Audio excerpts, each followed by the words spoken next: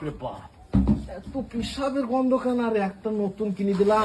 Johnny, এ Johnny, শুনতো বাপ, বলো কিলো বলো। আরে বাপ, নতুন র্যাক কিনে দিলাম। এত পিসাবের গন্ধ কেন রেখে?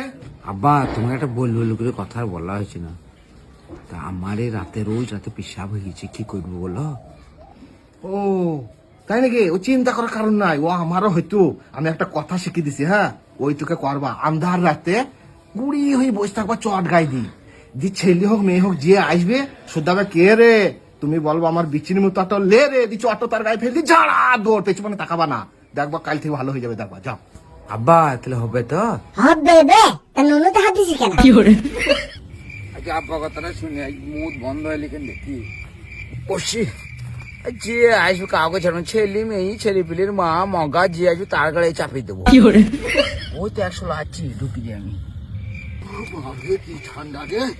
ছেলেটা বললে ধুকি খাবো, ধুকি খাবো। এই আন্ধার রাতে ঘুটুমুটি দি চট গাই খেয়ে রে, ওর বেশি মুখ একটা লেগে রে। কেমন কাজ বলেন, কেমন কাজ রে? আরে জনি আমি রে, আরে ওই ঘরে মাল, ওই ঘরে বইতে চলে গেলে আমি তো বাপ রে। এই লাভার বিছানে মুইতে মুইতে হয়রান হয়ে যাবো গো। হ্যাঁ, কি কাজ করলি বলো দিনি? হ্যাঁ, লে শালা বুঝে বে।